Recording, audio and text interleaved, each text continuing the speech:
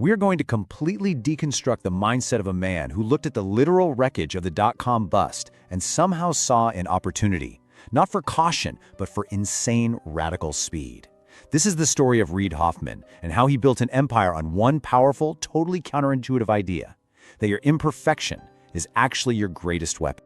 And that quote right there, that pretty much says it all. But it's so much more than just a clever line for a conference. This was his secret. He realized that the only way to build a platform that could connect the entire professional world was to stop trying to be ready and to start being embarrassed. To launch something so messy, so incomplete, that it almost felt like a mistake. Why? Because in the war for scale, the only thing that actually matters is speed. So how did he do it? How do you actually weaponize an idea like that? How do you turn embarrassment into an empire? Well, we're going to take a 6-part journey to break down his entire system. We'll start with the decision that changed everything, trace it back to its origins, define the philosophy it created, break down the actual system he used, understand its legacy, and then, most importantly, figure out how you can apply this power to your own work. To really get this, you have to picture the scene. The year is 2002. Silicon Valley is basically a tech graveyard. The dot-com bubble has totally burst, and all the experts are saying the internet is dead. It's over. And it's in that exact environment that Reid Hoffman makes one of the wildest, most counterintuitive bets in business history. He decides to launch a social network for business professionals. I mean, think about how crazy that sounds. But here's the key. He didn't have some perfect, bulletproof business plan. No, he walked in with what he called a lifeboat plan. It wasn't just an escape hatch. It was a plan for what to do when it all inevitably went wrong. He knew exactly how they could pivot the tech into a different product, and it even lined up the first 3 customers for it. You see, this wasn't about planning for failure. It was about building resilience in from day one, which is what freed him up to go so incredibly fast. And right there, that's the birth of what we're calling the Hoffman Equation. It's this disciplined, systematic belief that your imperfection, all the messy, unpolished, incomplete parts, that's not a weakness. It's your most lethal competitive advantage. It's a conscious choice to weaponize speed over caution. But you know, a mindset like this doesn't just appear out of thin air. It was forged in years of failure. So, where did a radical idea like this even come from? Well, to understand the equation, you have to understand the man. And to do that, we gotta go back way before he was this Silicon Valley icon, back to when he was a philosophy student at Oxford, a place where thinking was everything, and doing, well, that was for other people. He figured out pretty quickly that the safety of that academic tower was also a cage. It was all theory, and he was about to get a crash course in brutal reality. He was thrown headfirst into the chaotic, messy trenches of a startup that was fighting for its life every single day. A place where thinking was totally useless unless it led to action, like right now. And you can see his whole journey right here.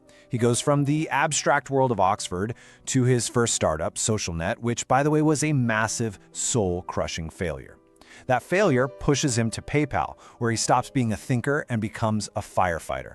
And all of that chaos, all that failure, it all leads to that one big bet in 2002, LinkedIn.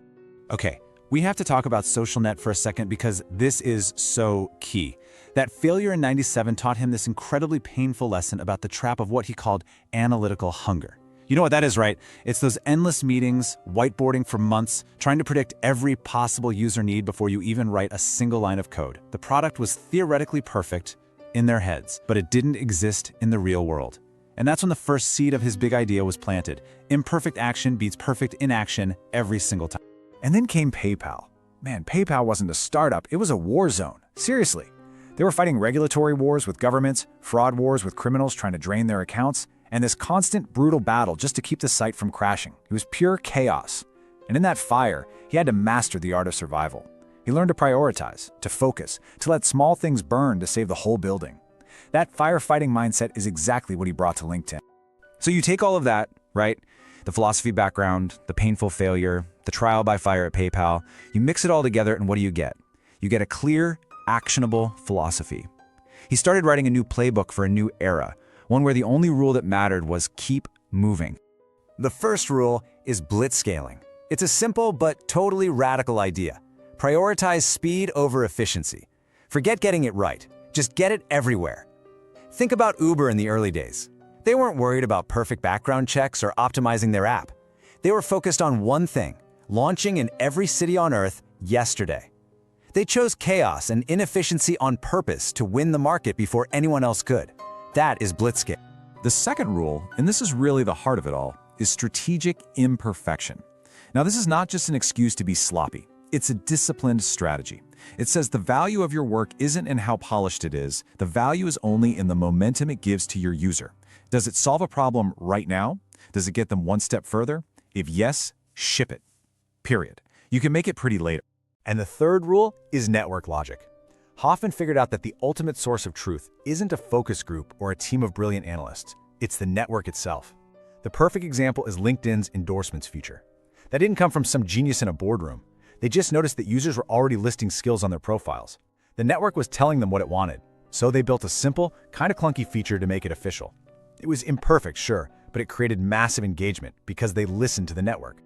Okay, so that's the philosophy. It sounds great, right? But ideas are cheap. How did he actually put this into practice every single day? Well, that's where his system for managing chaos comes in. This is how he created what he called foundational velocity. It all starts with his famous ABZ framework. It's simple. You always have 3 plans running at once. Plan A is what you're doing right now. Plan B is your pivot. It's what you'll switch to when, not if, Plan A breaks. And Plan Z? That's your lifeboat, the absolute worst-case scenario that guarantees you survive to fight another day. The genius here is that it forces you to be ready to change course before you hit the iceberg. And he backed up that framework with some really powerful habits. Things like the Blitz audit, where he was constantly asking, is this helping us grow? He practiced network harvesting with his famous mastermind dinners, where he'd get a bunch of smart people in a room and just let them tear his ideas apart. He even institutionalized the firefighting model, deliberately letting small fires burn so everyone could focus on the one big fire that mattered, growth.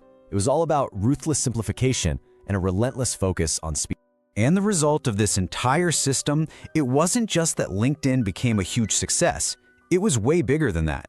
He completely redefined what it means to be an entrepreneur.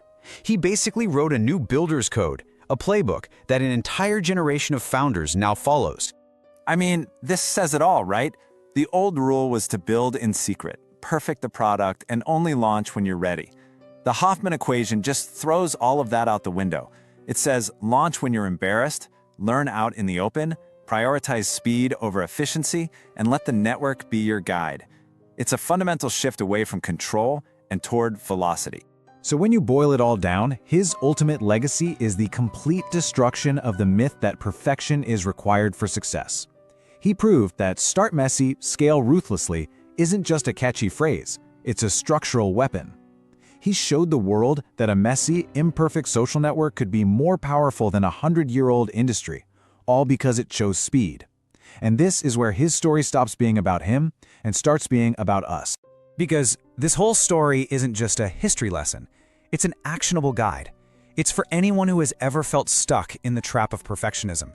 It's about how you can harness your own velocity, your own power. So I want to ask you this directly.